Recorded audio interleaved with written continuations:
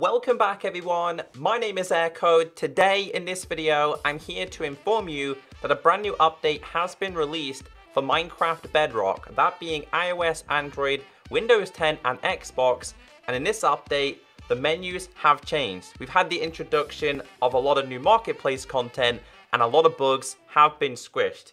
In this video, I'm on an Apple iOS iPad, so if we head over to the App Store, you should see an update. Now it may take some time to show up on your device, so please be patient, but let's update and let's go through the official changes. So as most of you are aware, every time we get a new update, we also get new marketplace content. So new content has been added. They've also made some changes to Redstone and a lot of bug fixes. I'll leave the official changelog down below. I recommend reading it for yourself. So let's start off with the skin, because as you guys can see, it's now changed my skin to Steve. And the reason why is because sadly, they've removed custom capes. Remember, I had the custom cape, which was a melon cape. Yeah, we can't have custom skins anymore, which sucks because most people, including myself, wanted custom skins so we could have a cape on our skin. Just having capes on skins like Alex and Steve is pretty boring. So I hope in the future they can definitely release a cape pack. But let's go through all the changes. Minecraft 1.2.5 Bedrock, new features. Added a new recipe book toggle with the ability to view the creative inventory in full screen. This is good for console players. Windows mixed reality support. Mixer interactivity. Game commands can now be linked to interactive buttons for viewers to interact directly with the game. This is pretty much for streaming people. Mobile broadcasting. Native broadcasting for several streaming services has been added. Look for the new broadcast button directly in the game. Added a content rating system to the marketplace, and they've also introduced a lot of new marketplace content. Now on my store, we've got an exclamation mark and also new. This means that something within the store needs to be updated, and it says here, Beyond the Lands needs an update. It also says new and featured. Shipwreck, we've got Woof, which is a skin pack. Meow, which is a skin pack. Birdies, which is a skin pack. There's a lot of skin packs that have been introduced, and if you guys are interested, of course, you can go and check them out. This is a brand new adventure map, My Gorilla Adventure, which actually looks pretty cool. Maybe something I can do in a stream in the near future. They've also introduced a couple of tweaks, improvements to the create screen for available templates. The server tab now displays a loading bar when fetching the server ping and player count. The main menu background now has a raised camera angle and scales properly based on the device's aspect ratio. So if we go to play and go to the server section, you can see the featured servers are loading. Now if you have terrible internet, it would take a long time to load. Meanwhile, this is also indicating the player numbers, but it's telling me here the top server being in PvP would be the best for me to join because that has a good 3-bar green connection. Meanwhile, Mineplex and Lifeboat only have a 2-bar. Also for iOS, Android and Windows 10, this will also be available for other servers in the near future, which is a pretty good change. Now before we go into a game, let's run through all the official bugs.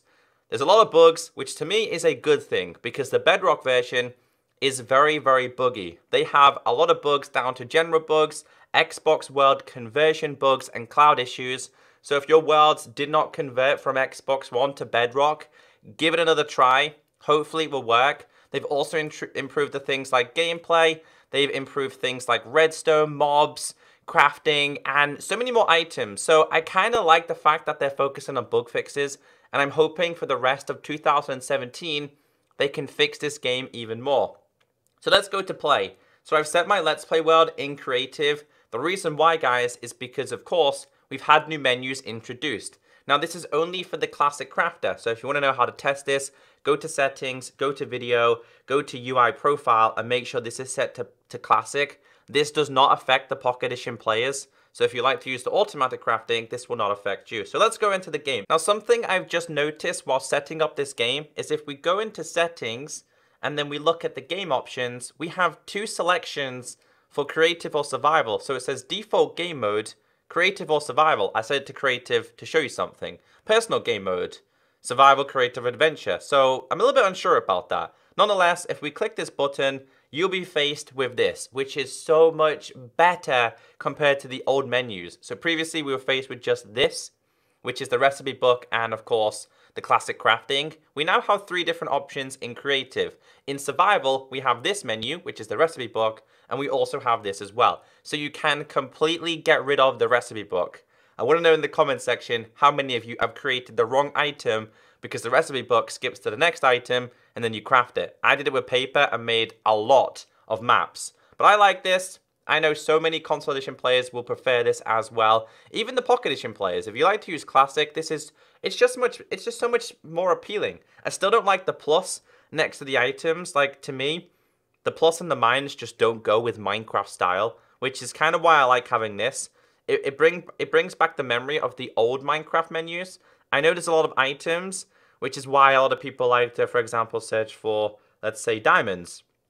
But again, that's up to you. So let me know what you think about this. That's the main change within this update, along with a lot of bugs. I'm so glad that we have this option now because I was sick and tired of having the recipe book on the left-hand side. So, for example, along here, we had a recipe book. And every time I went to a new crafting table, it would open this back up. And I didn't like it. Now, I've got used to the recipe book because we've had it for that long, but I prefer to keep Minecraft like this. So I wanted to run through the changes. Hopefully, this has kept you all up to date.